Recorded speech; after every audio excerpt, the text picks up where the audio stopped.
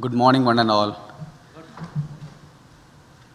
All the eminent experts on the dais, fortunate to have them out here along with me.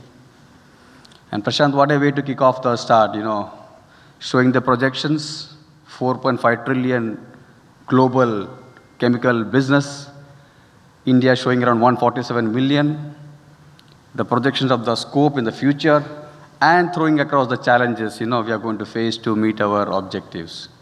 What a way to start the session. The regulatory part is a small component of that, and I basically like your the slogan out there, robust ecosystem, because we all cannot stand alone. We all need to come together, see that things are being tied up properly, so that ultimate objective of expanding the business and making India number one in that sector also stands true. Saying that I represent a global product compliance. We are into chemical regulatory service providers across the globe. We are a corporate office based out in Sweden, and in India we have got 3 offices, one in Nagpur, in Pune, as well in Baroda. So if you talk about the chemical regulations, there are a lot of things happening across the world. It started off with the European REACH regulations. I'm not saying this because many of you will be already knowing it, but why the relevance out here? Because if you want to stretch out our market, you want to reach out across the globe, when we are expanding and when the nation as well wants that to happen, we need to understand what's the thing happening outside our regions, right? And there are many in the slides, but I have taken few of them which are concerned to us, and one of them is the UK REACH. The United Union had the REACH come into force in 2021, and then there was, and the post-Brexit, there was a transition period before they implemented the UK REACH. So the system to comply with the UK REACH is that, you have to do the downstream user notification, doing what they call it. And the time deadline for that is over, but still you can continue doing that notification so that you can start your business out in UK. There are some substances which do not fall under the category of doing. When I say this, because they have put some conditions out there that those who already had their exports, those who are registered within the European REACH, and those who were exporting to UK between 2019 and 20 only will be eligible for the doings notification.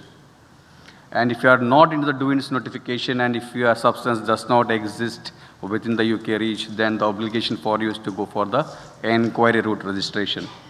So that is what you do. And once you do that, then you can continue your business, and then the full registration one has to do as per the deadline, which is based upon your tonnage band.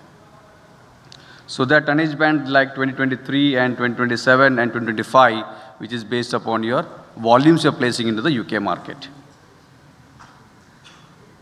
The Turkey is one of the business area where the Indian industry is trying to put across their product, and the difference between the UK and the Turkey is that in the UK you saw different extended deadlines based upon the tonnage band, but in Turkey it's not so. They have kept only one common deadline, that is 2023. This is in a way good as well as not good. Why I say so? Because people are all waiting and watching. Indian industries, in particular, if I talk about, they have carried out the pre-registration within Turkey, which enables them to at least have the business happening in Turkey. But they need to understand that in whatever tonnage band they have done the pre-registration, they need to complete the full registration by 2023. And for that, there is a wait and watch happening. We have got 1,000 plus good positive clients with us, and many of them are also into the Turkish market. So what our advice to them is that what we did for them is trying to form a SEEF consortia so that we can help those industries at least to be before time the deadline. They can prepare themselves and meet the deadlines. So for these 250 substances, we are taking the initiative to help our clients to comply with the Turkish regulations.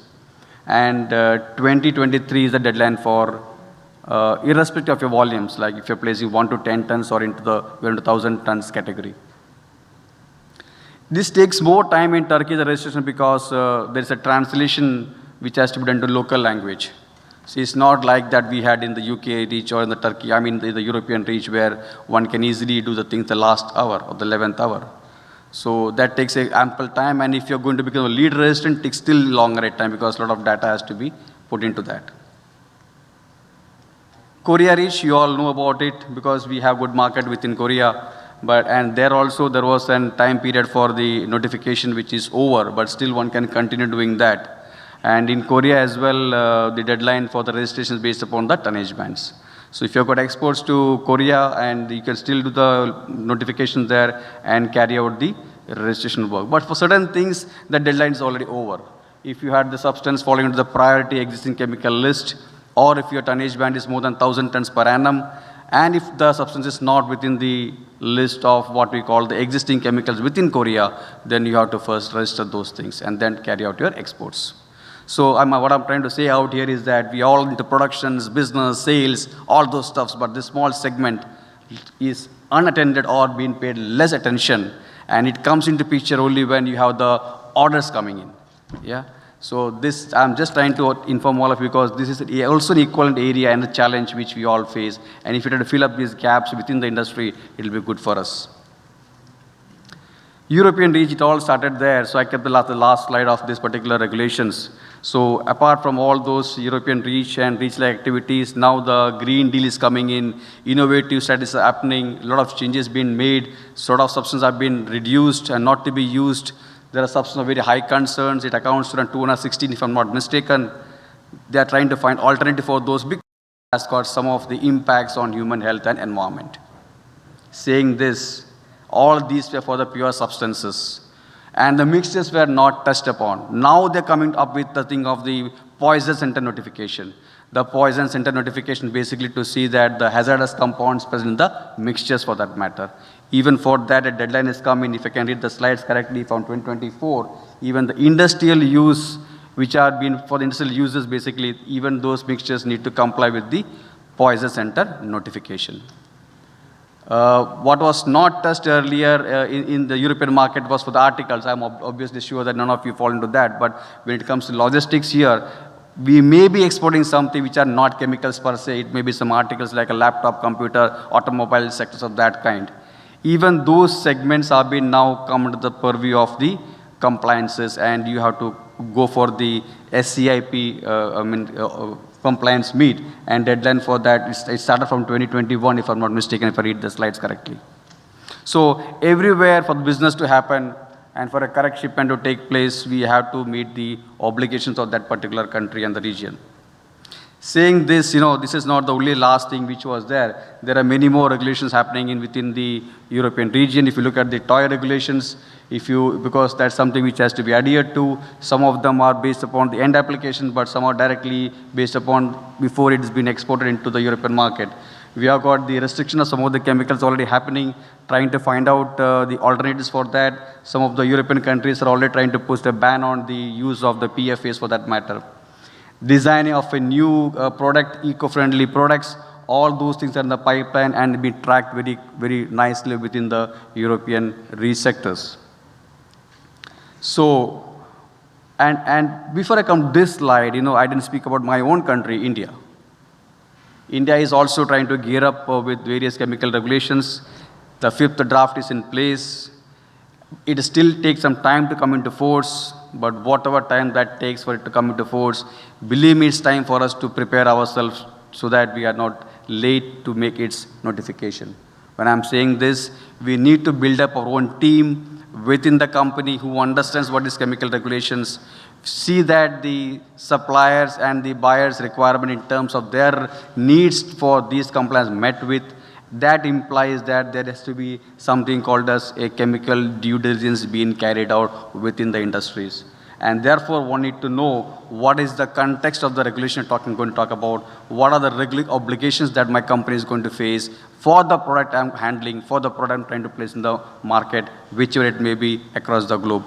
This also means that there needs to be a clear understanding of the supply chain system, and also the requirement of the type of compliance everybody is seeking for, so that the buyer and the supplier gives the right type of information for that particular country where you're exporting your product. Some of the key points which we all talk about, we know internally. I'm not trying to read the complete slides within that, but I can just tell you that every company has one small problem when it comes to the regulations. Because it's the major industry, the large companies do have a regulatory segment within their industries. But the SMEs and the MSMEs do not have so. They are mainly having the team who takes this activity in the shoulder is the marketing and sales team, who are the people who face the clients at first. They face all the brunt of what is requested by the clients in terms of chemical regulations. They go back, ask the R&D head. The R&D head goes back and asks somebody else. So one really do not know what is to be given. And if at all they're okay with what to give, what they do not know is why it has been asked for. So basically, my humble request that to fill the gap within the industry on the compliance part, at least we should have a regulatory team or an individual dedicated for this work. He may do multiple tasks, fine, but he should at least know what for the clients are asking for this information. How much should I share? How much should I not share? If I don't share, what can happen to me and my business, basically. So some of the key points here, and then, how do I see that I give all those compliance certificates within the stipulated time frame so that the supplies and the marketing guys can reach the targets and the company can grow and to the objective they can reach out to.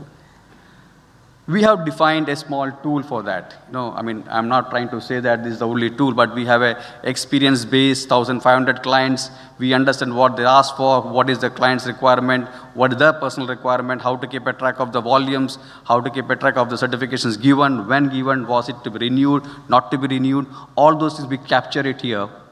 And we also try to help the buyers to understand their supplier's requirement.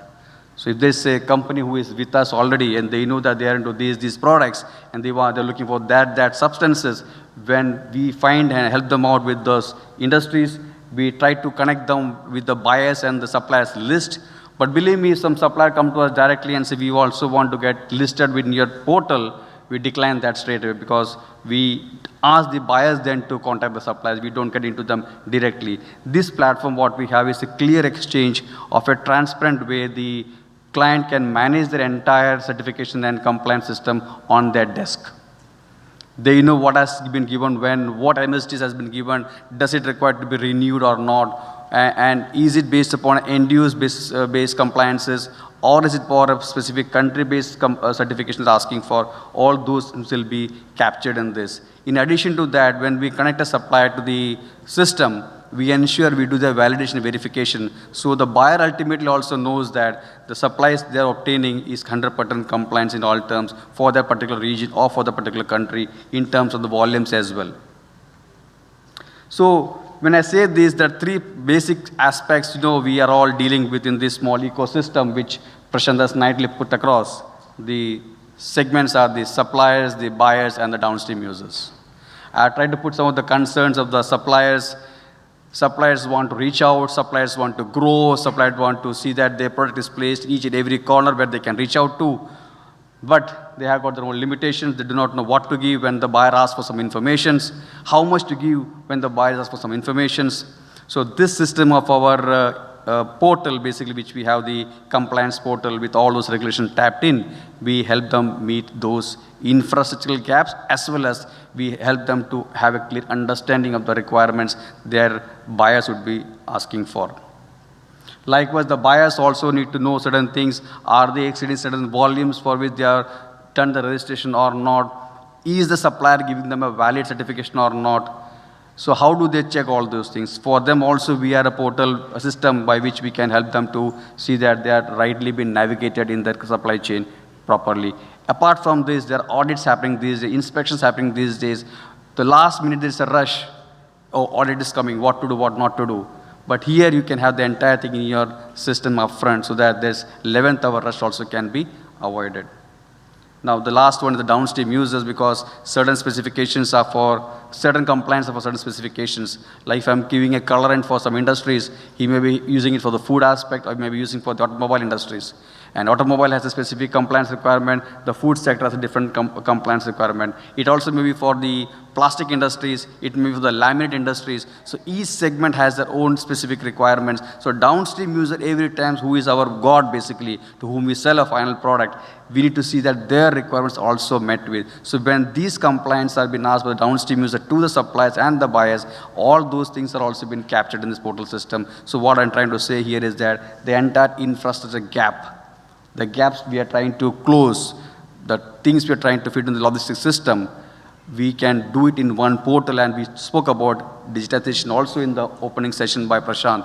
This is one of the tools we try to put across to all of you so that we can bridge all those things and make your things happen good. One thing I didn't say out here is the material safety data sheet. Please ensure there's a small paper. It made a lot of difference when you're making your transport to various countries of your export. Thank you so much.